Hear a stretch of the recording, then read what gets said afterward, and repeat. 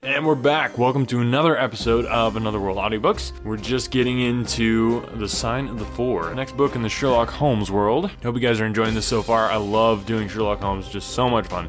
So much fun. Hope you guys enjoy this next couple chapters of The Sign of the Four.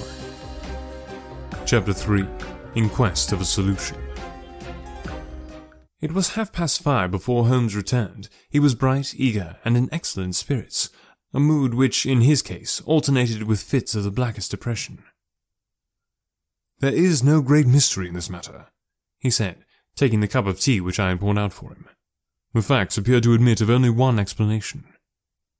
"What? Have you solved it already?" "Well, that would be too much to say. I have discovered a suggestive fact, that is all. It is, however, very suggestive. The details are still to be added. I have just found, on consulting the back files of the Times, that Major Sholto, of Upper Norwood, late of the 34th Bombay Infantry, died upon the 28th of April, 1882. "I may be very obtuse, Holmes, but I fail to see what this suggests." "No? You surprise me. Look at it this way, then. Captain Morstan disappears. The only person in London whom he could have visited is Major Sholto. Major Sholto denies having heard that he was in London. 4 years later, Sholto dies. Within a week of his death, Captain Morstan's daughter receives a valuable present, which is repeated from year to year, and now culminates in a letter which describes her as a wronged woman. What wrong can it refer to, except as deprivation of her father? And why should the present begin immediately after Sholto's death, unless it is that Sholto's heir knows something of the mystery and desires to make compensation? Have you any alternative theory which will meet the facts?" "But what a strange compensation, and how strangely made! Why, too, should he write a letter now rather than 6 years ago? Again, the letter speaks of giving her justice. What justice could she have? It is too much to suppose that her father is still alive. There is no other injustice in her case that you know of." "There are difficulties. There are certainly difficulties," said Sherlock Holmes pensively. "But our expedition of tonight will solve them all. Ah, here is the four-wheeler, and Miss Morstan is inside. Are you all ready? Then we had better go down, for it is a little past the hour." I picked up my hat and my heaviest stick, but I observed that Holmes took his revolver from his drawer and slipped it into his pocket. It was clear that he thought our night's work might be a serious one. Miss Morstan was muffled in a dark cloak, and her sensitive face was composed but pale. She must have been more than woman if she did not feel some uneasiness at the strange enterprise upon which we were embarking, yet her self-control was perfect, and she readily answered the few additional questions which Sherlock Holmes put to her.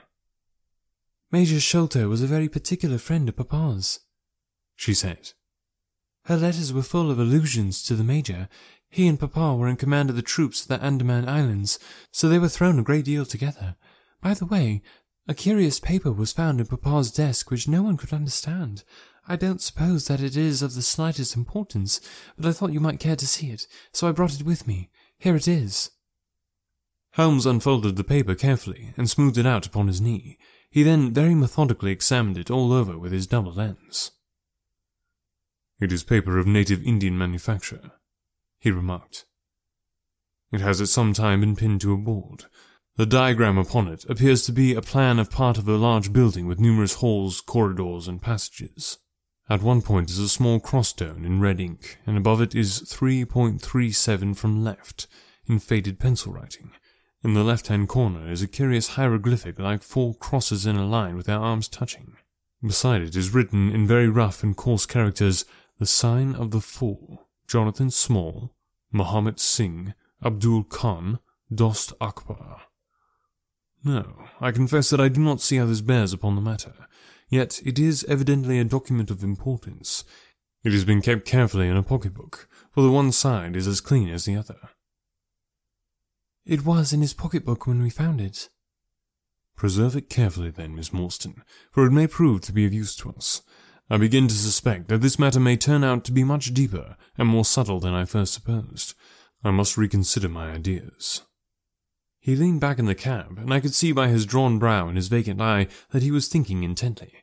Miss Morstan and I chatted in an undertone about our present expedition and its possible outcome, but our companion maintained his impenetrable reserve until the end of our journey. It was a September evening, and not yet 7 o'clock, but the day had been a dreary one, and a dense, drizzly fog lay low upon the great city. Mud-coloured clouds drooped sadly over the muddy streets. Down the Strand, the lamps were but misty splotches of diffused light, which threw a feeble circular glimmer upon the slimy pavement. The yellow glare from the shop windows streamed out into the steamy, vaporous air, and threw a murky, shifting radiance across the crowded thoroughfare. There was, to my mind, something eerie and ghost-like in the endless procession of faces which flitted across these narrow bars of light, sad faces and glad, haggard and merry. Like all humankind, they flitted from the gloom into the light, and so back into the gloom once more. I am not subject to impressions, but the dull, heavy evening, with the strange business upon which we were engaged, combined to make me nervous and depressed. I could see from Miss Mawson's manner that she was suffering from the same feeling. Holmes alone could rise superior to petty influences. He held his open notebook upon his knee, and from time to time he jotted down figures and memoranda in the light of his pocket lantern. At the Lyceum Theatre, the crowds were already thick at the side entrances. In front, a continuous stream of hansoms and four-wheelers were rattling up, discharging their cargoes of shirt-fronted men and beshawled, bediamonded women. We had hardly reached the third pillar, which was our rendezvous, before a small, dark, brisk man in the dress of a coachman accosted us. "Are you the parties who come with Miss Morstan?" he asked. "I am Miss Morstan, and these two gentlemen are my friends," said she. He bent a pair of wonderfully penetrating and questioning eyes upon us. "You will excuse me, miss," he said with a certain dogged manner, "but I was to ask you to give me your word that neither of your companions is a police officer." "I give you my word on that," she answered. He gave a shrill whistle, on which a street Arab led across a four-wheeler and opened the door. The man who had addressed us mounted to the box while we took our places inside. We had hardly done so before the driver whipped up his horse, and we plunged away at a furious pace through the foggy streets. The situation was a curious one. We were driving to an unknown place, on an unknown errand, yet our invitation was either a complete hoax, which was an inconceivable hypothesis, or else we had good reasons to think that important issues might hang upon our journey. Miss Mawson's demeanour was as resolute and collected as ever.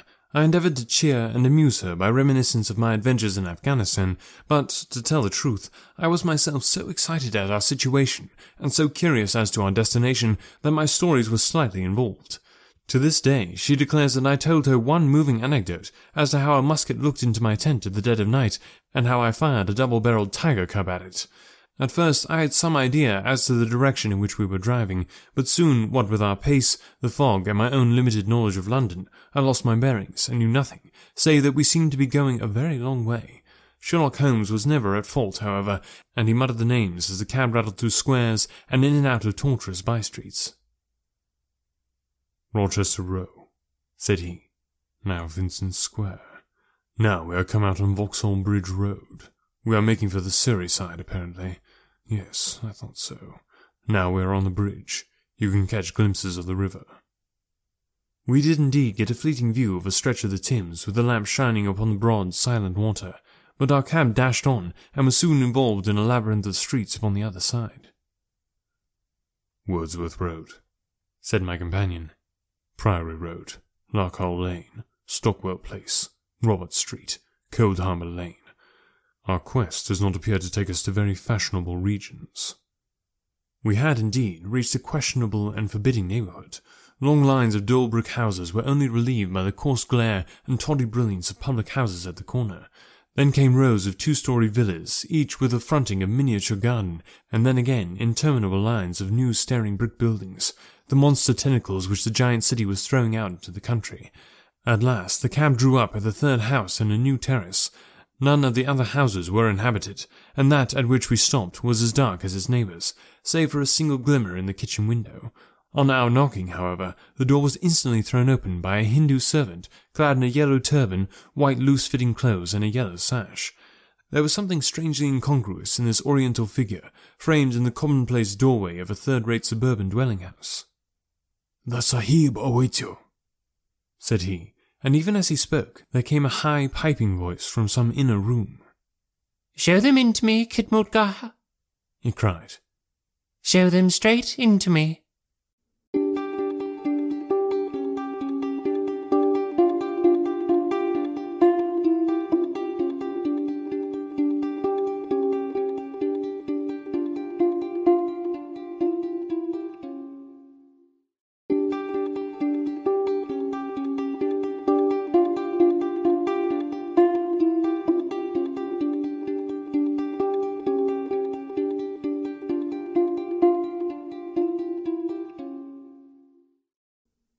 Chapter 4.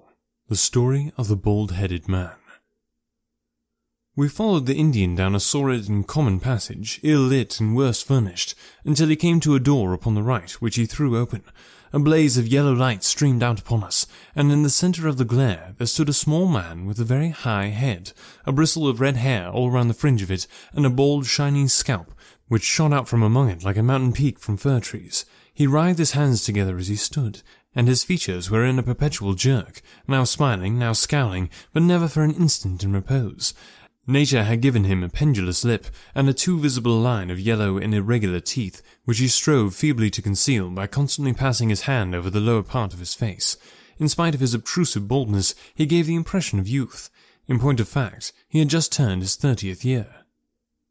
"I am your servant, Miss Morstan," he repeated. He kept repeating in a thin, high voice. "Your servant, gentlemen.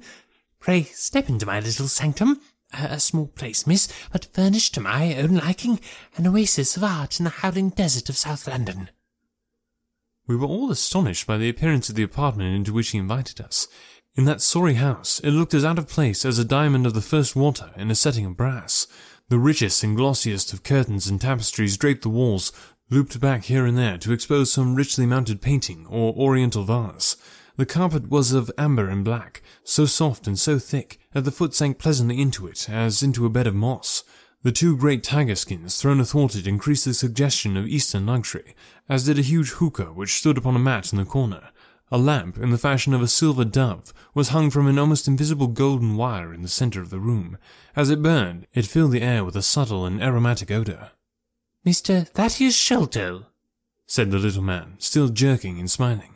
"That is my name. You are Miss Morstan, of course, and these gentlemen?" "This is Mr. Sherlock Holmes, and this is Dr. Watson." "A doctor, eh?" cried he, much excited. "Have you your stethoscope? Might I ask you? Would you have the kindness? I have grave doubts as to my mitral valve. If you would be so very good, the aortic I may rely upon, but I should value your opinion upon the mitral." I listened to his heart, as requested, but was unable to find anything amiss, save indeed that he was in an ecstasy of fear, for he shivered from head to foot. "It appears to be normal," I said. "You have no cause for uneasiness." "You will excuse my anxiety, Miss Morstan?"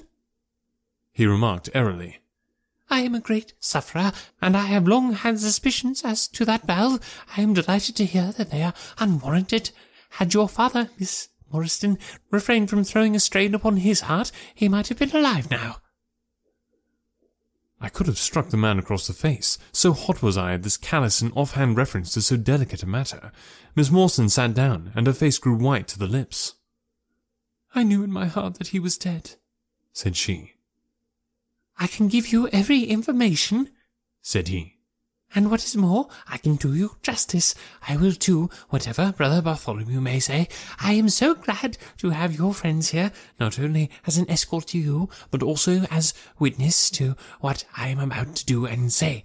The three of us can show a bold front to Brother Bartholomew, but let us have no outsiders, no police or officials. We can settle everything satisfactorily among ourselves without any interference.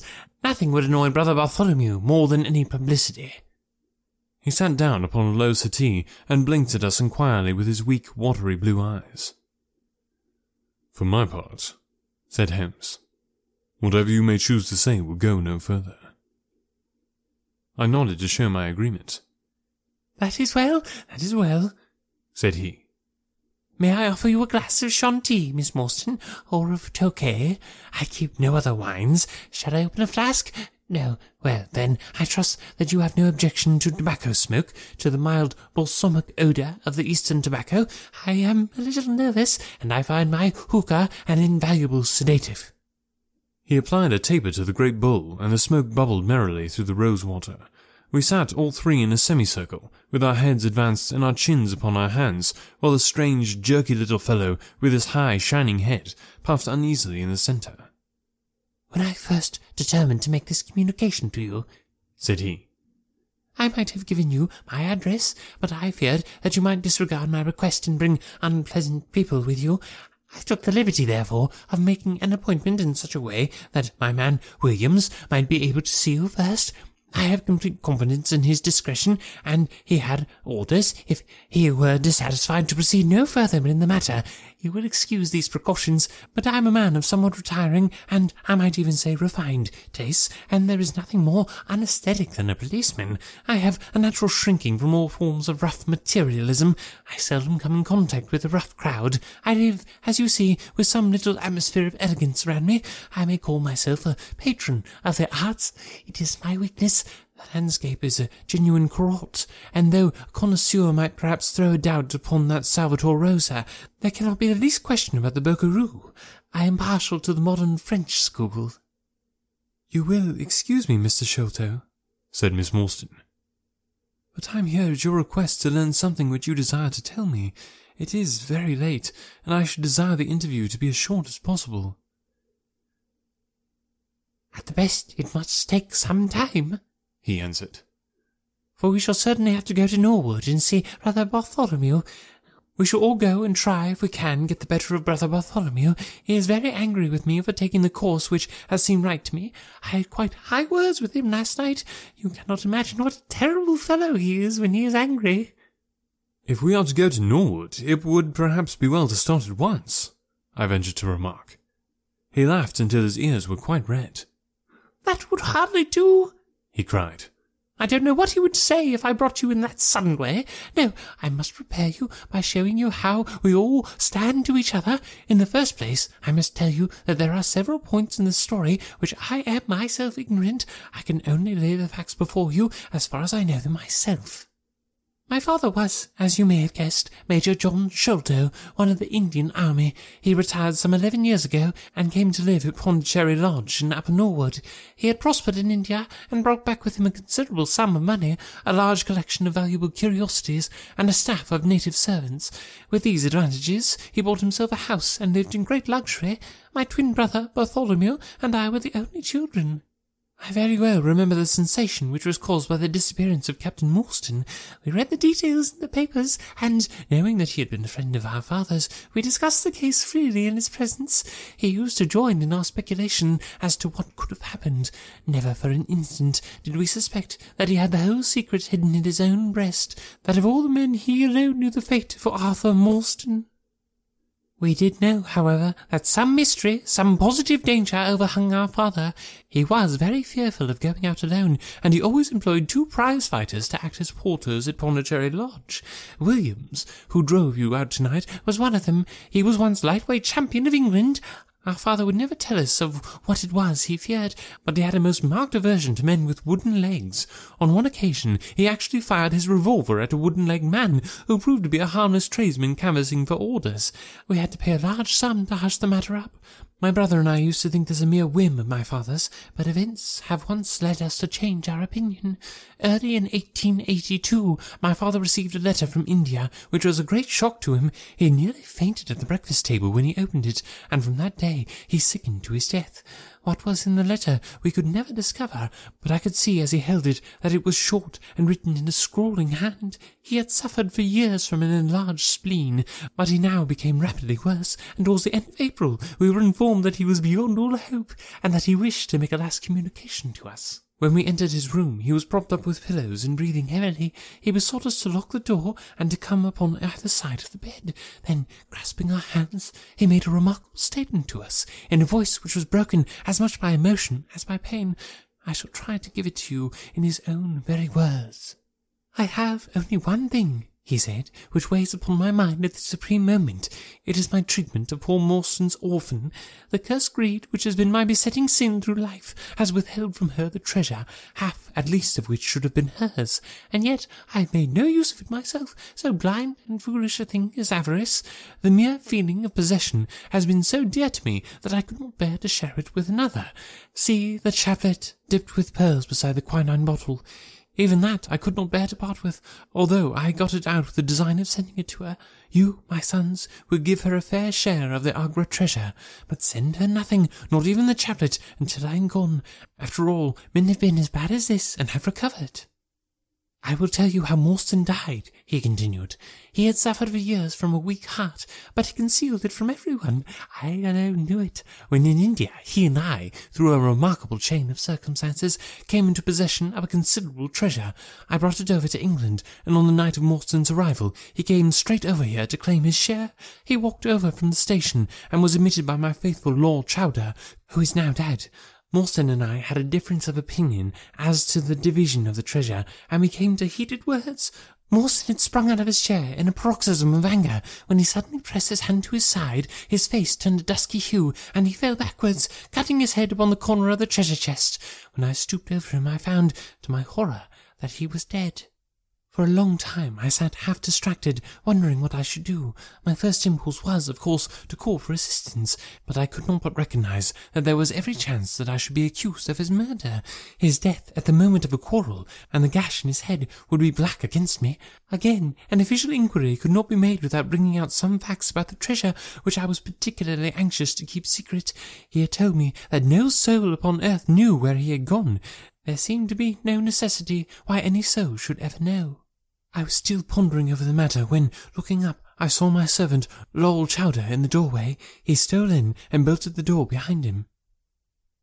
"Do not fear, Sahib," he said. "No one needs know that you have killed him. Let us hide him away, and who is the wiser?" "I did not kill him," said I. Lord Chowder shook his head and smiled. "I heard it all, Sahib," said he. "I heard your quarrel, and I heard the blow, but my lips are sealed. All are asleep in the house. Let us put him away together." That was enough to decide me. If my own servant could not believe my innocence, how could I hope to make it good before 12 foolish tradesmen in a jury box? Lord Chowder and I disposed of the body that night, and within a few days the London papers were full of the mysterious disappearance of Captain Morstan. You will see from what I say that I can hardly be blamed in the matter. My fault lies in the fact that we concealed not only the body, but also the treasure, and that I have clung to Morstan's share as well as to my own. I wish you, therefore, to make restitution. Put your ears down to my mouth. The treasure is hidden in—" At this instant a horrible change came over his expression. His eyes stared wildly, his jaws dropped, and he yelled, in a voice which I can never forget, "Keep him out! For Christ's sake, keep him out!" We both stared round at the window behind us, upon which his gaze was fixed. A face was looking in at us out of the darkness. We could see the whitening of the nose where it was pressed against the glass. It was a bearded, hairy face, with wild, cruel eyes, and an expression of concentrated malevolence. My brother and I rushed towards the window, but the man was gone. When we returned to my father, his head had dropped, and his pulse had ceased to beat. We searched the garden that night, but found no sign of the intruder, save that just under the window a single footmark was visible in the flower-bed. But for that one trace, we might have thought that our imaginations had conjured up that wild, fierce face. We soon, however, had another and a more striking proof that there were secret agencies at work all round us. The window of my father's room was found open in the morning. His cupboards and boxes had been rifled with. Upon his chest was fixed a torn piece of paper, with the words, "The sign of the 4," scrawled across it. What the phrase meant, or who our secret visitor may have been, we never knew. As far as we can judge, none of my father's property had actually been stolen, though everything had been turned out. My brother and I naturally associated this peculiar incident with the fear which haunted my father during his life, but it is still a complete mystery to us. The little man stopped to relight his hookah and puff thoughtfully for a few moments. We had all sat absorbed, listening to his extraordinary narrative. At the short account of her father's death, Miss Morstan had turned deadly white, and for a moment I feared that she was about to faint. She rallied, however, on drinking a glass of water, which I quietly poured out for her from a Venetian carafe upon the side table. Sherlock Holmes leaned back in his chair with an abstracted expression, and the lids drawn low over his glittering eyes. As I glanced at him, I could not but think how on that very day he had complained bitterly of the commonplaceness of life. Here, at least, was a problem which would tax his sagacity to the utmost. Mr. Thaddeus Sholto looked from one to the other of us with obvious pride at the effect which his story had produced, and then continued between puffs of his overgrown pipe. "My brother and I," said he, "were, as you may imagine, much excited as to the treasure which my father had spoken of. For weeks and for months we dug and delved in every part of the garden without discovering its whereabouts. It was maddening to think that the hiding-place was on his very lips at the moment that he died. we could judge the splendour of the missing riches by the chaplet which he had taken out. Over this chaplet my brother Bartholomew and I had some little discussion. The pearls were evidently of great value, and he was averse to part with them, for, between friends, my brother was himself a little inclined to my father's fault. He thought, too, that if we parted with the chaplet, it might give rise to gossip, and finally bring us into trouble. It was all that I could do to persuade him to let me find out Miss Mawson's address, and send her a detached pearl at fixed intervals, so that at least she might never feel destitute. It was a kindly thought, said our companion earnestly. It was extremely good of you. The little man waved his hand deprecatingly. We were your trustees, he said. That was the view which I took of it, though Brother Bartholomew could not altogether see it in that light. We had plenty of money ourselves. I desired no more. Besides, it would have been such bad taste to have treated a young lady in so scurvy a fashion. Les-moi voir gourmandie accrimée. The French had a very neat way of putting these things. Our difference of opinion on this subject went so far that I thought it best to set up rooms for myself. So I left Pondicherry Lodge, taking the old Kitmutgar and Williams with me. Yesterday, however, I learned that an event of extreme importance had occurred. The treasure had been discovered. I instantly communicated with Miss Morstan, and it only remains for us to drive out to Norwood and demand our share. I explained my views last night to Brother Bartholomew, so we shall be expected, if not welcome, visitors. Mr. Thaddeus Sholto ceased, and sat twitching on his luxurious settee. We all remained silent, with our thoughts upon the new development which the mysterious business had taken. Holmes was the first to spring to his feet. "You have done well, sir, from first to last," said he. "It is possible that we may be able to make you some small return by throwing some light upon that which is still dark to you. But, as Miss Mawson remarked just now, it is late, and we had best put the matter through without delay." Our new acquaintance very deliberately coiled up the tube of his hookah, and produced from behind a curtain a very long befrogged topcoat with astrakhan collar and cuffs. This he buttoned tightly up, in spite of the extreme closeness of the night, and finished his attire by putting on a rabbit-skin cap with hanging lappets which covered the ears, that no part of him was visible save his mobile and peaky face. "My health is somewhat fragile," he remarked as he led the way down the passage. "I am compelled to be a valetudinarian." Our cab was awaiting us outside, and our programme was evidently prearranged, for the driver started off at once at a rapid pace. Thaddeus Sholto talked incessantly, in a voice which rose high above the rattle of the wheels. "Bartholomew is a clever fellow," said he. "How do you think he found out where the treasure was?